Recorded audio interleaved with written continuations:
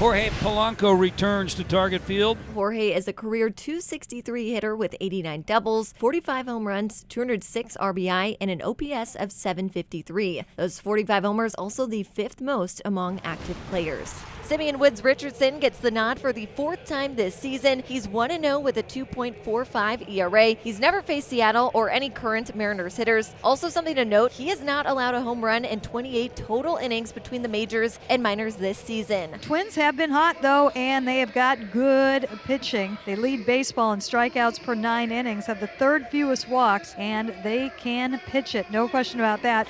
It's taken for a called strike 3. Rojas knew it. There's a full count take.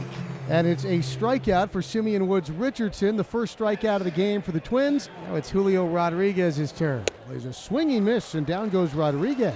Rodriguez chased a high fastball and back-to-back strikeouts for Woods Richardson. And now Vasquez is going to come out to the mound, not to settle Woods Richardson, but to allow his good friend Jorge Polanco to get a standing ovation.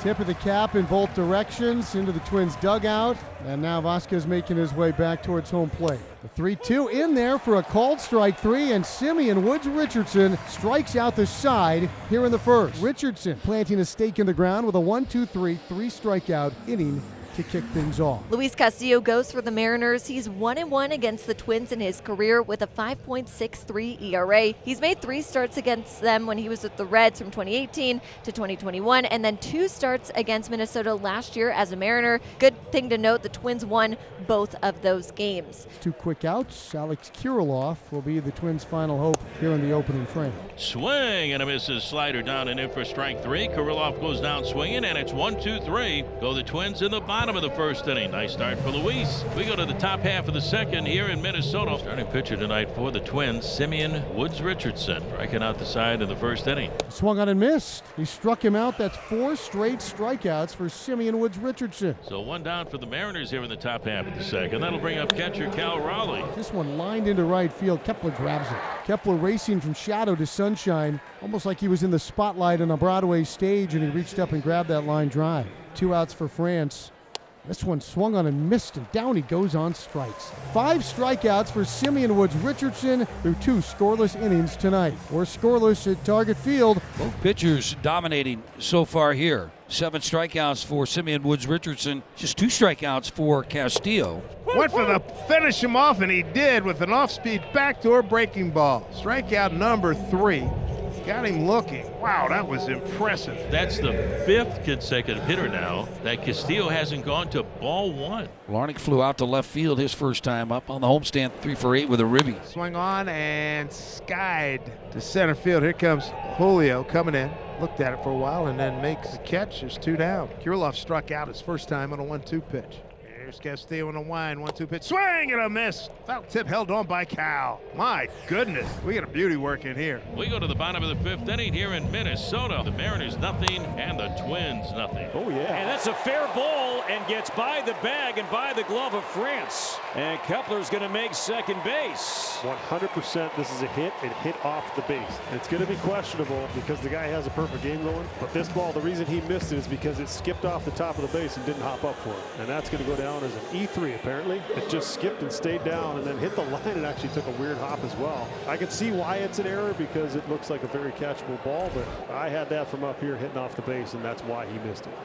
So the Twins get their first base runner, 2-base error, and now it's going to be Carlos Correa. See, the Twins can take advantage of this. Driven to right center field, deep in the gap. Haniger back, he will turn. That's going to be in play and off the wall.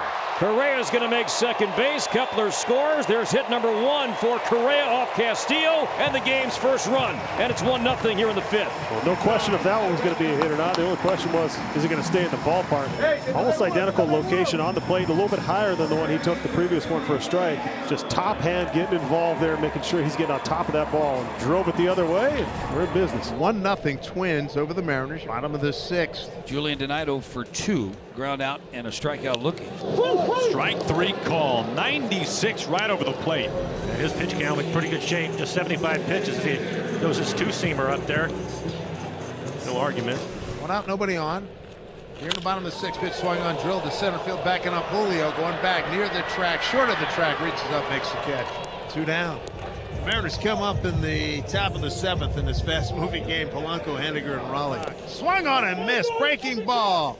And it's a good catch by Cal Raleigh, says Chris Siegel. And a 1-2-3-6. We go to the 7th inning. Mariners need some hits, need some runs. Simeon Woods Richardson was wonderful. The best start of his big league career high in strikeouts, no runs, a single hit. And he was on it from the beginning. Griffin Jacks against the heart of the order here in the 7th. As Ty France will bat, bases loaded, nobody out. It's France, then Garver in a 1-0 Twins game. Swung on and missed, he struck him out. Hard sweeper at 89, and that's a big out, number 1. And now here's Garver. Mitch is craving this at bat, and Griffin Jacks, facing his former battery mate, is hoping to roll something to get him out of the inning. They're going to keep the infield in, not play for a double play. Fly ball out to Margot. Polanco ready to tag at third base. He's on his way home. And Mitch Garver ties this game up in the 7th inning. It's a sacrifice fly out to center field. All even at 1. The former Twins combine to tie this score. And it's 1-1 here in the 7th, but 2 outs with 2 on for Luke Raley. And all things considered, you'll take that. Just got to get over this final hurdle. Swung on and missed. He struck him out. So Jacks loads him up, but he permits just a single run in the top of the 7th inning. We'll stretch at Target Field. 1-1. Stalemate. See if the Twins can change that next. This is a classic game for both of these teams. Yeah. Keep it close. Comes down to the final couple of innings, who makes a play. So Kepler's aboard for Correa, who has the Twins' lone hit and has driven in the Twins' lone run. And the breaking ball lined down the left field line, and that's a base hit rolling into the corner. A slider that hung. Kepler is churning for third base. Kepler will stop at third base. It's a double for Carlos Correa. He has both hits for the Twins in the ball game, and he pumps his fist at his dugout with the go-ahead run. Now 90 feet away and nobody out for Willie Castro. Castro's been fighting it. 0 for 2 today. Had the hit streak snapped yesterday, and again, there have been some big swings. Swings in. Hits one to Ty France. They got Correa hung up between third and home. He's going to run him back, make that Kepler. They're going to run back now to run him towards home plate, and now the tag by Rojas. The batter goes to second. Correa goes to third, but they cut off that runner. They had him in no man's land. They do get the out. As they're going to walk Carlos Santana intentionally, and they're going to face, it'll be Vasquez to bat here. Bases are loaded. Twins only have 3 hits with the bases loaded all year. A swing and a fly ball, right center field. Rodriguez back. And Rodriguez charges, makes the catch. Correa heading home, throw to third, not in time. Vasquez gets it done. A sac fly to right. Correa scores, and the Twins regain the lead. It's 2-1. And that's going to be it for Luis Castillo. Castro tags and goes to third on the play. So they're on the corners. Twins lead 2-1. Margot, the hitter. So the Twins, as they have been able to do all year long, finding some offense in the 7th inning. Hit up the middle and into center field, a base hit. Castro scores, Santana makes third. There you go, Manny Margot. A 2-out run-scoring single, and the Twins have a 3-1 lead. That is a huge run for the Minnesota Twins here in the bottom of the 7th inning.